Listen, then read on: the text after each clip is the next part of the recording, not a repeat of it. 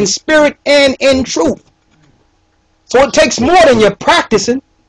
You are not the people. That's what Christ was telling the Samaritan woman. He said, listen, I'll tell you, woman, it's going to come a day you or your followers will not worship in this mountain. The true worshipers will be here. She was a remnant of the people that was placed in the land. The real people are scattered throughout the four corners of the earth, suffering. They're not upholding themselves as Israel in the earth today. You're the cursed people. How can you uphold yourself as Israel? You are living the curse. Y'all with me? Okay, let's get into it.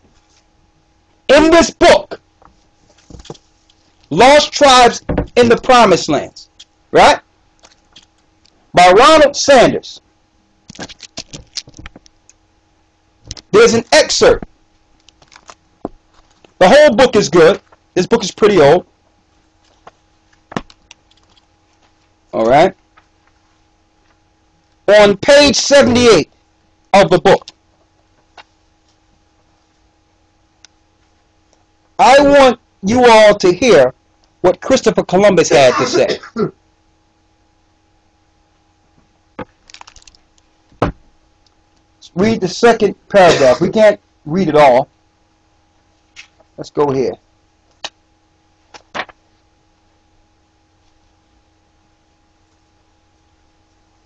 Now, this is talking about the Pierre d'Alis of Imago Mundi. And what this is Christopher Columbus's personal d'Alis, or what you would call his personal memoirs, that he wrote to the Queen to get money to take down the Indian tribes that were placed over into the land. Read this real quick.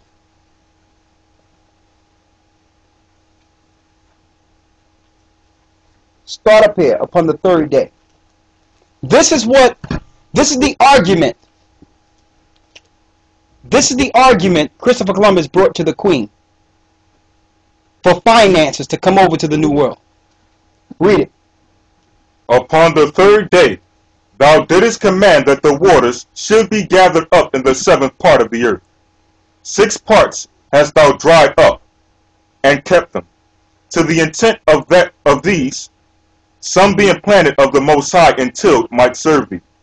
This was often to be cited by Columbus. This is what Columbus used for a map, the Apocrypha.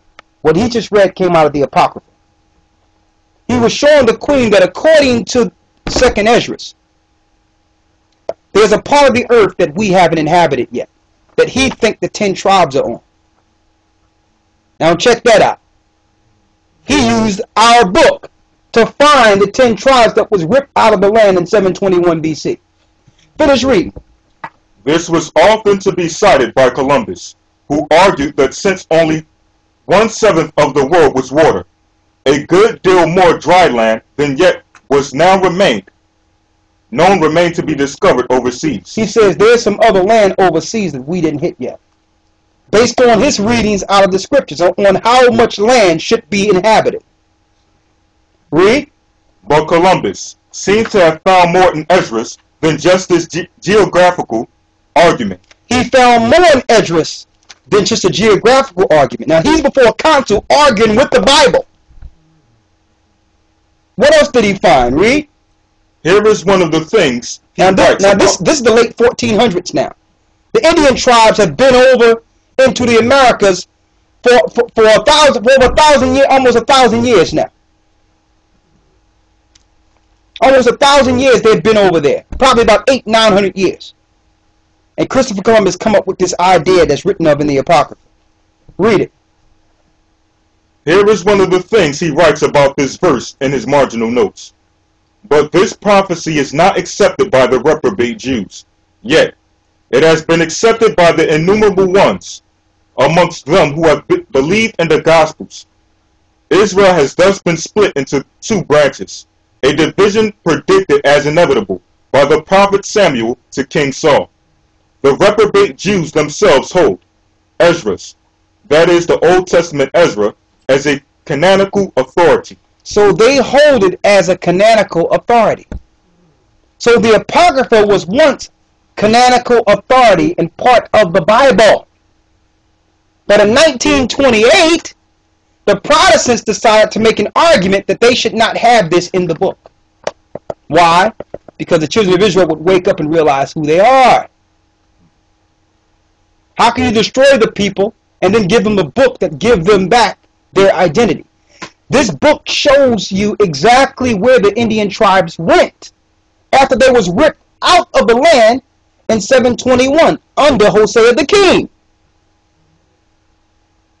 Now the people that actually are over in the land today are predominantly what religion in America right now? All the Indian tribes are predominantly Roman Catholic. The Puerto Ricans are Roman Catholic. Mexicans are Roman Catholic. So you can't give them this book so they can see exactly where they came from. So the Protestants made an argument in 1928 to say, let's non-canonize the book. It was canonized at one point. It was a canonical authority. And they ripped it from the canons and say, listen, it don't have any spiritual inspiration. We're going to just tell the people to have no spiritual inspiration. Let's rip the Apocrypha from the book. Just give them the Bible. But take the Apocrypha away because it had historical content. Christopher Columbus used it and it worked. He said he would find people. He found people. He found lands inhabited that the Europeans did not know anything about. Okay? Read. Read the whole thing down. Don't read the whole thing down. I need you to go here. Right here. But this warlike multitude, when he read 2nd Esdras 13. Read. But this warlike multitude. Now mind you, what I'm reading here is in Christopher Columbus's personal memoirs. This is what he used to get to the New World, or America. Read. But this warlike multitude is subdued by the mad from the sea, and then another multitude, a peaceable one, comes to him, whereof some were glad, some were sorry, some of them were bound, and some other brought of them that were offered, that is, brought him slaves from their midst. And how could that exaltedly visionary Columbus have not seen and vision of himself in this?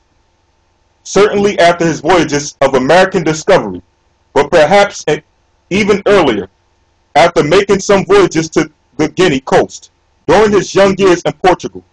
If Columbus did indeed glimpse himself in the role of the man from the sea, then Ezra's identification of the peaceable multitude takes on special significance. Those are the 10 tribes which were carried away prisoners out of their own land. Those are the 10 tribes which are carried away prisoner out of their own land. 2nd Esdras 13 and 39 on down. Read. Those are the 10 tribes which were carried away prisoners out of their own land, in the time of Hosea the king, whom Shalmaneser, the king of Assyria, led away captive. And he carried them over the waters. He carried them over the waters like we read. Read.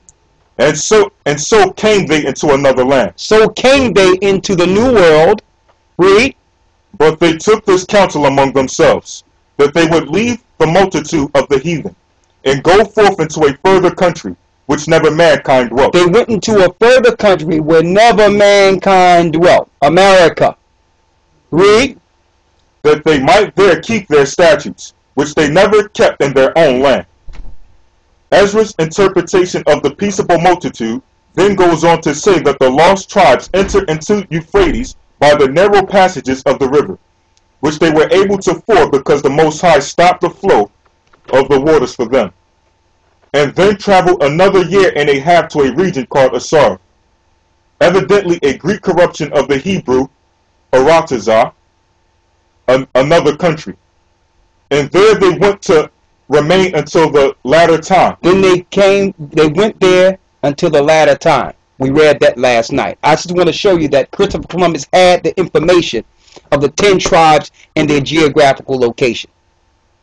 So he wasn't just trying to just go out just to discover whether or not the world was flat or round. That wasn't the argument. The argument was, I know where some land is, and I know who those people are, and I will bring them to you if you pay me. I will bring you their riches and discover them if you pay me. It was a conquest to take out the children of Israel, which were over the land, over the waters, in the new land. There's more. Let's get the other one. Somebody had their hand raised? They went through the Euphrates River to the Persian Gulf and went